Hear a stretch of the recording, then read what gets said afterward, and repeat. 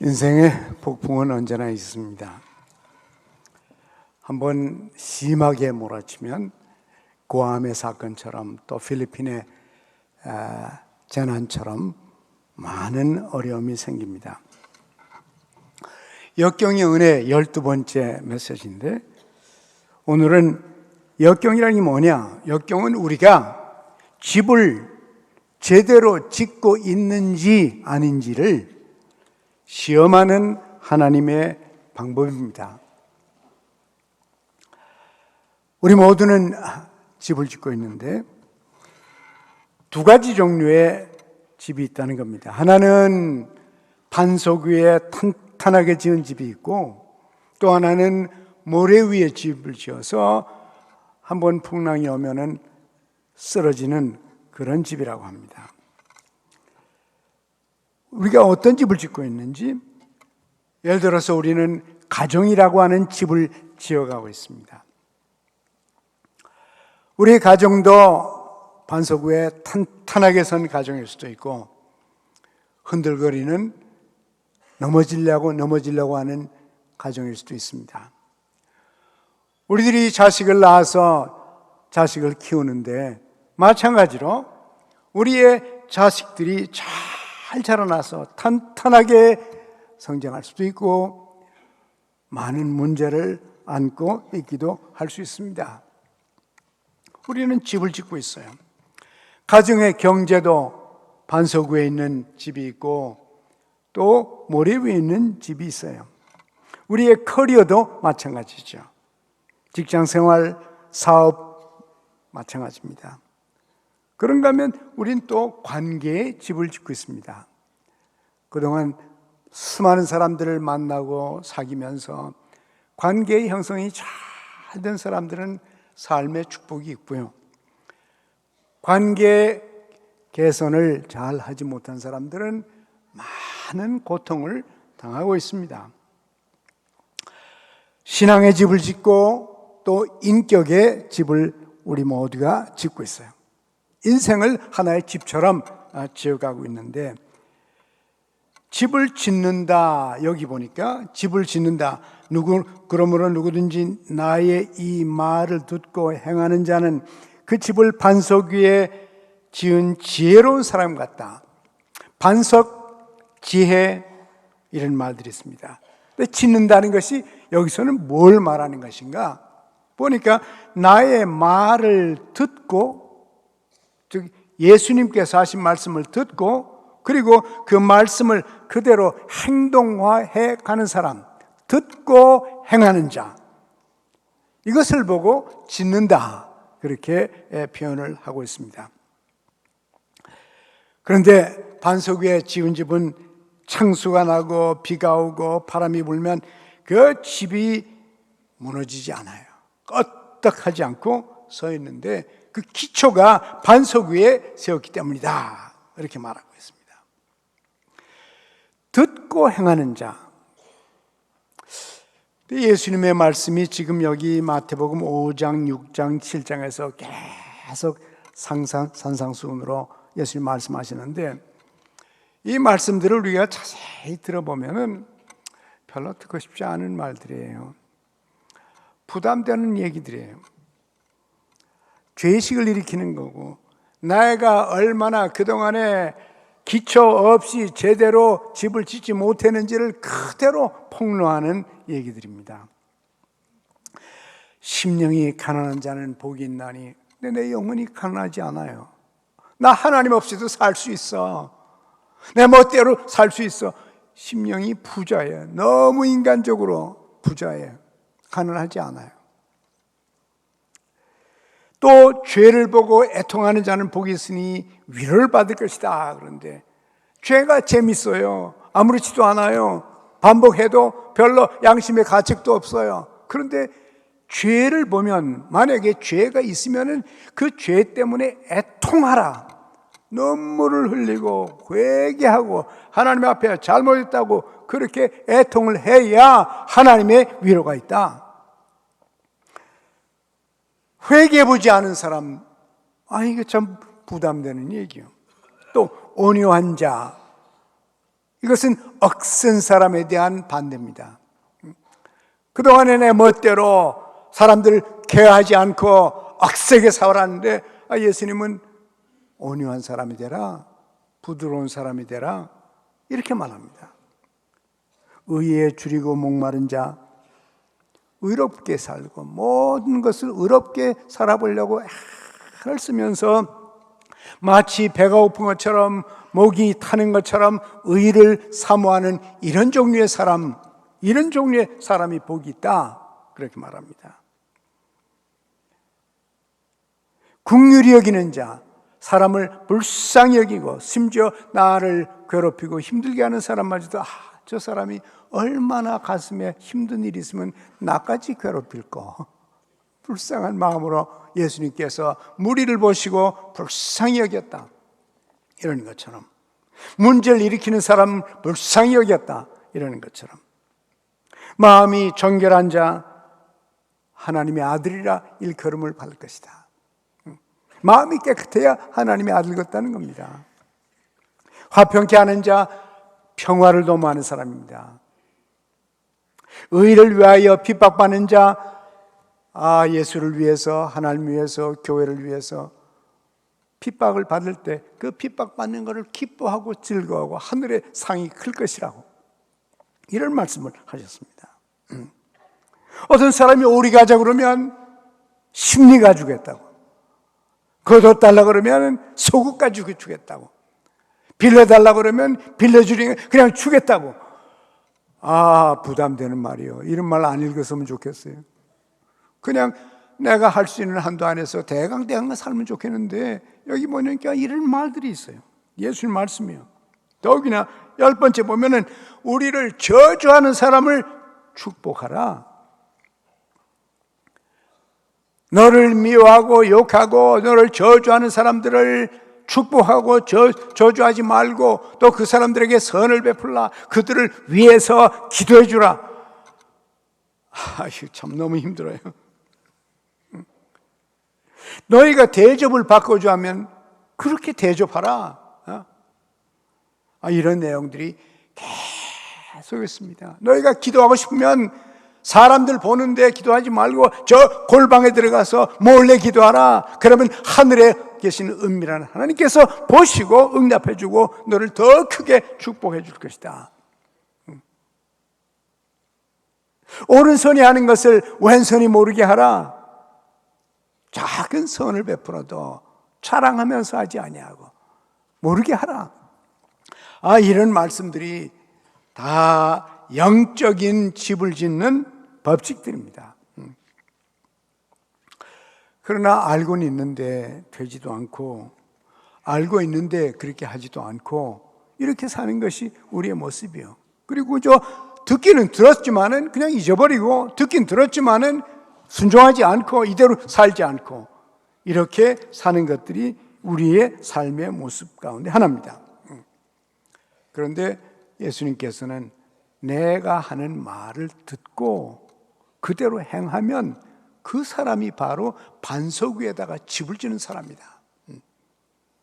이 말 가운데 작은 것 하나라도 꾸준히 지켜 행동을 하면 그 사람은 집을 반석 위에 지은 사람과 돼서 폭풍이 와도 비가 와도 창수가 나도 아무렇지도 않다, 끄떡없이 거기에 서 있을 수 있다. 1992년에 앤드루라고 하는 폭풍이 남부 마이애미 지역에 쳤는데, 그때 수천 집들이 다 무너졌습니다. 싹 다 무너졌는데 그 폐허 가운데 집 한 채만 떡 버티고 서 있는 거예요. 이렇게 폭풍이 와서 다 무너졌는데 어떻게 저 집만 서 있나?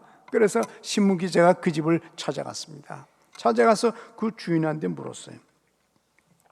당신은 어떻게 이 집이 지어졌길래 다른 집은 다 날아가는데 당신 집 하나만 여기 서 있습니까? 물었어요. 그랬더니 이 사람이 하는 말이, 이 집은 내 집인데요, 제가 직접 지었습니다. 이 집을 지을 때는 늘 폭풍이 오는 플로리다 주의 건축 규정에 따라서 건축을 했습니다. 거기는 늘 폭풍이 온다니까 플로리다의 건축 규정이 좀 더 까다롭단 말이에요. 들보도 더 큰 거를 쓰고 이렇게 하는데 그 규정에 따라서 그대로 지었다는 겁니다. 규정대로 지으면 폭풍에도 견딘다고 하더군요. 그래서 결국 그대로 지었는데 결국 견뎌냈습니다. 이렇게 그 집주인이 대답을 했다고 합니다. 이것이 보도가 되었어요. 그렇습니다. 규정대로 집을 지으면 폭풍도 견뎌낼 수 있다는 말을 믿고 플로리다 주의 법대로 지었기 때문에 그 집 하나만 살아남았다고 말이에요. 나머지 집들은 대강 지은 겁니다. 법대로 하질 않았어요. 그래서 다 무너져 버리고 이 집만 살아남은 겁니다. 우리의 삶도 마찬가지. 예수님 우리의 삶을 튼튼한 기초 위에 세우는 것이 얼마나 중요한 것인지 말씀하고 있는데, 하나님의 말씀에 순종하며 사는 사람은 그 집을 반석 위에 세운 지혜로운 사람과 똑같다. 우리가 주님이 정하신 순종의 법을 따라서 우리의 인생의 집을 지을 경우는 우리들은 폭풍과 같은 위력의 많은 위기에 부닥쳐도 쓸려가지 않을 것입니다. 유혹이 와도, 유혹의 비바람이 와도, 고통의 역풍이 와도 우리의 믿음과 순종의 튼튼한 기초로부터 우리를 절대로 무너뜨리지 못할 것입니다. 역경은 언제나 옵니다. 그리고 올 수 있습니다. 그러나 예수 그리스도의 반석 위에, 그분의 말씀 위에 꾸준히 지어놓은 집은 역경이 와도 요동치 않습니다. 예수님은 반석이십니다. 그분의 말씀은 반석이십니다. 그래서 예수님과 그분의 반석 위에 날마다 지으라고 하는 대로 그대로 지어놓으면 그 집은 어떤 풍랑에도, 어떤 역경에도 일어설 수가 있다는 것입니다. 날마다 주님을 위해 살고 날마다 주님만 섬기면 우리의 영혼은 폭풍을 두려워하지 않고 살 수가 있습니다.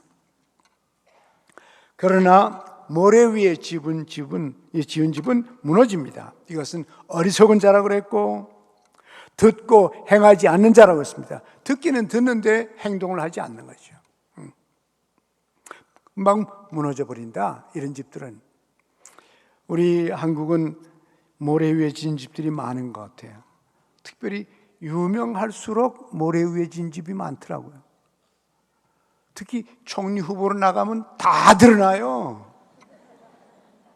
장관 후보로 나가면 저 사람은 괜찮다고 생각했는데, 의를 의롭게 살라고 했는데 남이 보는 앞에서는 의롭게 살고 남이 안 볼 때는 의롭게 살지 않아가지고, 그러면 맨 마지막에 인생에 극치해가지고 막 다 부끄러움을 입는 이런 일들이 얼마나 많습니까? 얼마나 많아요. 결국은 무너지는 거예요. 명예가 무너지죠. 이름이 무너집니다. 부끄러움을 당합니다. 무너질 수밖에 없는 거예요. 미국의 미시간호에 한쪽에 보면은 모래 언덕이 있습니다. 모래 언덕이 얼마나 높은지 한 100m쯤 돼요. 100m 저까지 모래 언덕이 있는데 어린 아이들이 그 언덕을 참 좋아합니다. 100m 모래 언덕을 올라가니까 얼마나 재밌겠습니까? 나라도 재밌을 것 같아요. 근데 거기 올라가다 보면은 모래니까 미끄러지지 않습니까? 그럼 막 굴르고 또 떨어지고 그럼 다시 기어오르고 참 재미있는 모래 언덕이 있어요. 근데 그 모래 언덕에 100m를 올라가면 그 위에는 너무도 아름다운 것이에요. 거기서 쳐다보면은 그 광활한 미시간 호수가 다 눈에 보이죠. 그리고 그 위에는 너무 아름다우니까 아름다운 집들을 많이 지어놨어요. 30년 전 얘기입니다. 30년이 지난 오늘은 그 모래 언덕이 다 없어졌어요. 그 모래 언덕 위에 지었던 집들도 다 없어졌습니다. 비바람이 치고 창수가 나고 폭풍이 몰아치니까 그 모래 언덕을 전부 부셔가지고 전부 호수 속으로 집어넣어 버렸어요. 그래가지고 그 모래 언덕이 없어졌어요. 집도 없어지고요. 모래 위에 집은 무너지게 돼 있습니다.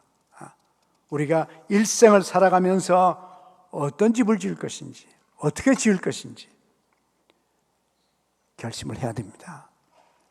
옛날에 어느 분이 건축을 했어요. 대학을 졸업하고 군대 갔다 와서부터 계속 건축을 했습니다. 그래가지고 한 50이 됐는데 50세 됐을 때 그만 그 쌓았던 회사가 무너졌습니다. 완전히 무너져 버렸어요. 무너지고 나니까 너무너무 처참해서 저를 찾아왔습니다. 저하고 둘이 앉아서 그동안에 지난 얘기를 했어요. 이제는 아무것도 없이 빈손이. 그래서 그 얘기를 제가 다 듣고 이렇게 말했습니다. 자, 이제는 완전히 무너졌는데, 바닥에 왔는데, 바닥에 온 사람에게는 희망이 있습니다. 바닥에 오면 갈 데가 없어요. 한 길밖에는 어디로 올라가요? 위로 올라가는 길밖에는 타는데 갈 데가 없습니다. 이 상도 어떻게 내려갑니까? 오늘부터 앞으로도 20년, 30년 사업을 해야 되는데 오늘부터 다시 시작하십니다. 이번에부터 지을 때는 20, 30년 기어서 무너지는 기업이 아니고 벽돌 한 장을 놔도 집을 짓는데 확실한 벽돌, 확실하게 정확하게 해서 앞으로 나머지 인생 이 기업이 다시 왕성해지는 길이 있습니다. 그렇게 될 수 있습니다. 저와 같이 기도하자고. 그리고 우리가 둘이 끌어안고 기도했습니다. 그분은 눈물을 흘리면서 기도했습니다. 하나님, 이제부터 벽돌 한 장 한 장을 확실하게 지어서 나머지 평생 이 기업이 왕성케 하여 주옵소서.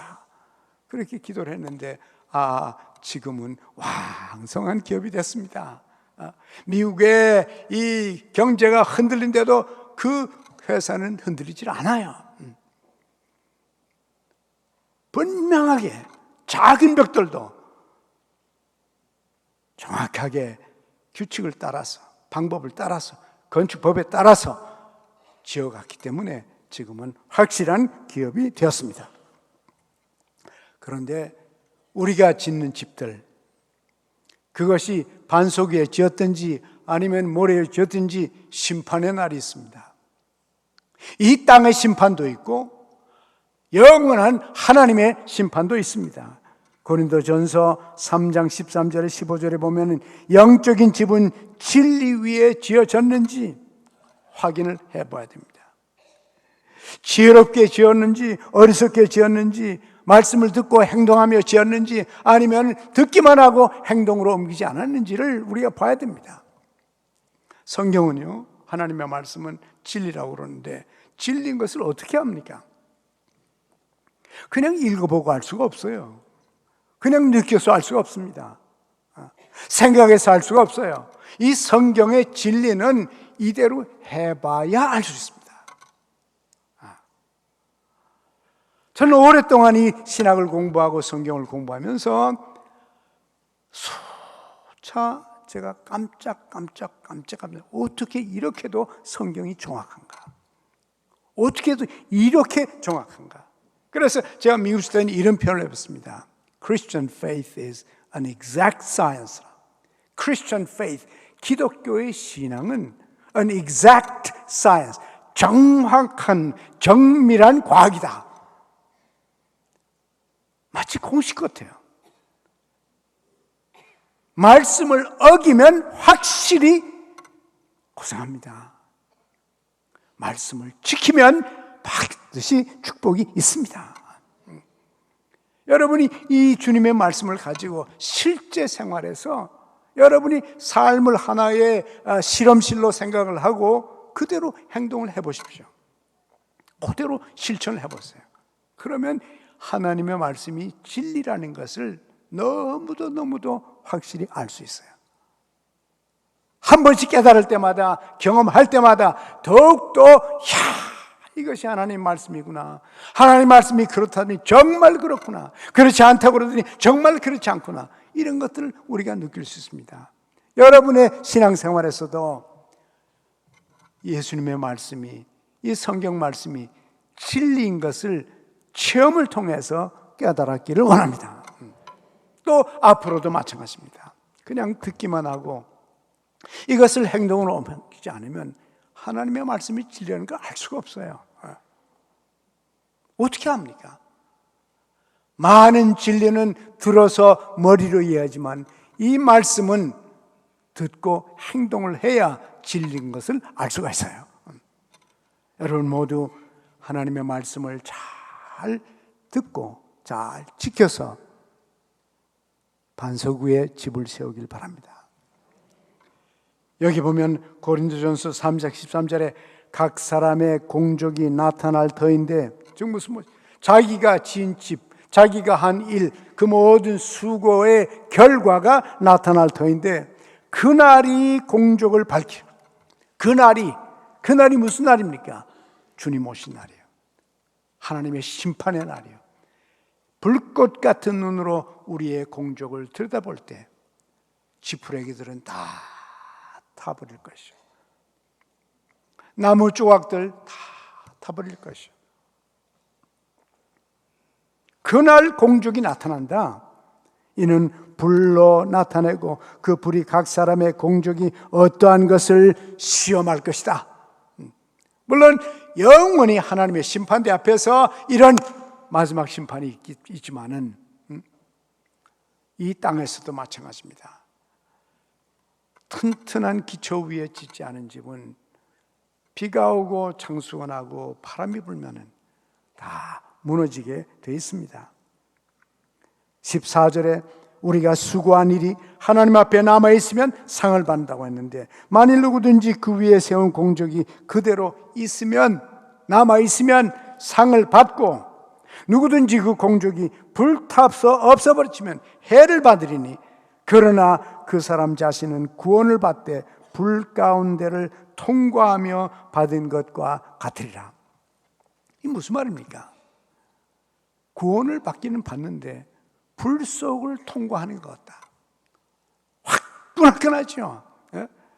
하나님 앞에 섰을 때 얼굴이 부끄러워서 얼굴이 고개를 들 수가 없고, 감사하게도 그래도 구원받은 사람은 결국 구원을 받는다. 여러분, 예수 그리스도를 여러분의 구주로 믿고 하나님의 아들로 고백을 하고, 그리고 하나님 신 영원한 생명을 나의 것으로 받아들이고 예수를 믿으면 여러분은 하나님의 자녀로 태어났습니다. 오늘 아침에도 오늘도 우리가 신앙 고백을 했죠. 전능하사 천지를 만드신 하나님 아버지를 믿사오며 그 아들 예수를 믿사오며 성령을 믿사오며 영생을 믿사오며 부활을 믿사오며 우리가 신앙 고백했습니다. 사도신경만이라도 정확하게 알고 그 신앙을 고백하는 사람은 이 사람은 반드시 구원을 받습니다. 구원받은 사람입니다. 구원받은 건 틀림없어요. 그러나 거기에 공적이 없고 만약에 그냥 모래 위에다가 지어놓으면 구원은 받는데 부끄럽게 구원받아서 하나님 앞에서 얼굴을 못 든다고 말해요.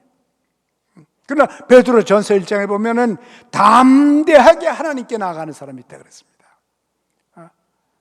신앙을 잘 키워서 매일같이 주님과 함께 살면서 강렬한 신앙, 아름다운 주님의 모습으로 점점 변해가는 사람들은 주님 오신 날 담대하게 용기 있게 주님 앞에 나간다고 그렇게 돼 있어요.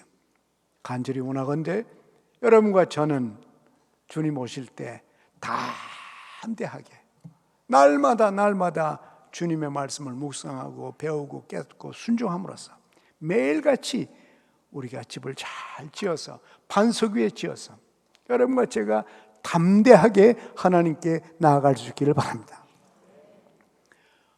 여러분의 아기가 약한 아이도 있잖아요. 병든 아이도 있잖아요. 어떤 때는 불구자도 있지 않습니까? 그리고 정신박약아도 있잖아요. 설령 그렇다 하더라도 그 아이가 우리 아이입니다.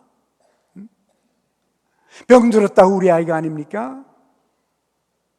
장애하라고 우리 아이가 아닙니까? 우리 아이로 태어났으면 그 아이가 어떤 이 아이든지 간에, 심지어 집을 튀어나가서 집을 나가버렸다 할지라도 그래도 아직도 내 아이요. 마찬가지입니다.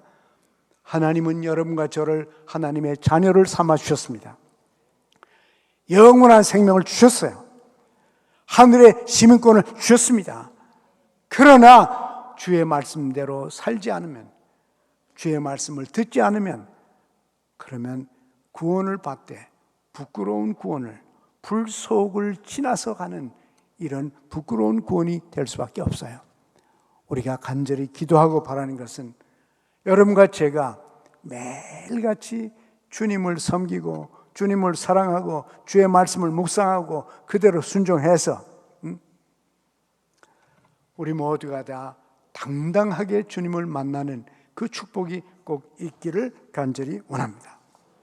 이것은 하루아침에 되는 것이 아니요, 1966년에 8명이 에베레스트 산에 등산을 했는데 거기 올라갔다가 다 죽고 한 사람만 살아남았어요. 닐 미들만이라는 사람인데 이 사람이 후에 이런 말을 했습니다. 혼자 살아남았는데, 비극과 재난들은 단 한 번의 결정이나 한 번의 사건이나 혹은 한 번의 실수로 생기는 결과가 아니다. 그것들은 인생의 모든 과정을 거친 결정체다. 성공도 과정을 거친 결정체요, 실패도 과정을 거친 결정체입니다. 저는 종종 여러분에게 말씀드렸습니다. 크게 성공하는 사람은 많은 작은 성공을 해본 사람들입니다. 크게 실패하는 사람은 작은 실패를 많이 해본 사람입니다. 실패와 성공, 행복과 불행은 습관입니다. 날마다 우리가 만들어 놓은 습관입니다. 그래서 어떤 사람은 시간이 가면 갈수록 더 잘 됩니다. 왜 그렇습니까?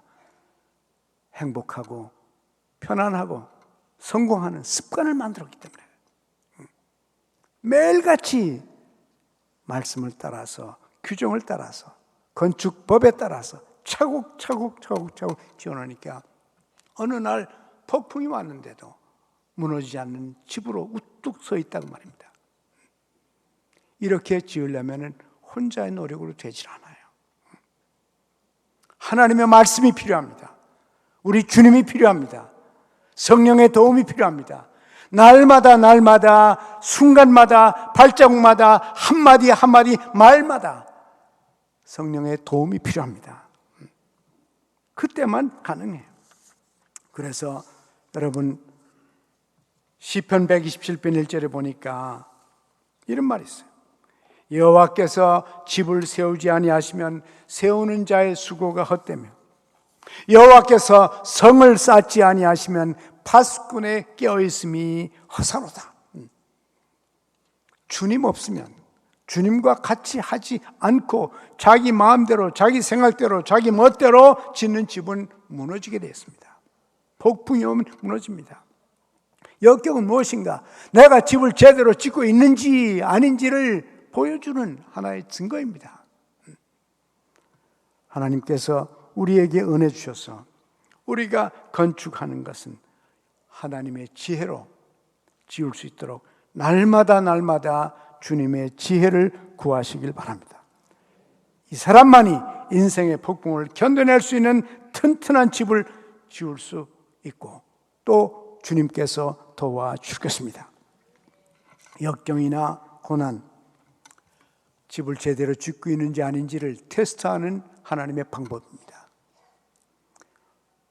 고난이 오더라도 예수님의 반석 위에, 그분의 말씀의 반석 위에 든든하게 지어져서 아무리 험한 역경이 오더라도 우리의 굳건한 믿음과 우리 행위의 바탕이 우리 예수님이신 것을 분명히 보여주는 영원히 타지 않는 믿음과 삶의 결과가 되기를 간절히 원합니다. 하나님 아버지, 저희들의 삶을 점검하게 하여 주옵소서. 우리가 주님의 말씀을 듣는지 깨닫는지 행동하는지를 검토하게 하시고 날마다 작은 일에도 하나님께 충성하는 습관을 허락하여 주시옵소서. 그래서 우리의 집들이, 우리의 가정들이, 우리의 재정이, 우리의 직장과 사업체들이, 우리의 신앙과 인격들이 반석 위에 튼튼하게 세워져서 어떤 역경과 고난이 와도 주여 주의 말씀을 따라 삶으로 우리의 믿음과 행위가 바탕이 돼서 영원히 타지 않는 축복의 날들을 허락하여 주옵소서. 예수님의 이름으로 기도합니다. 아멘.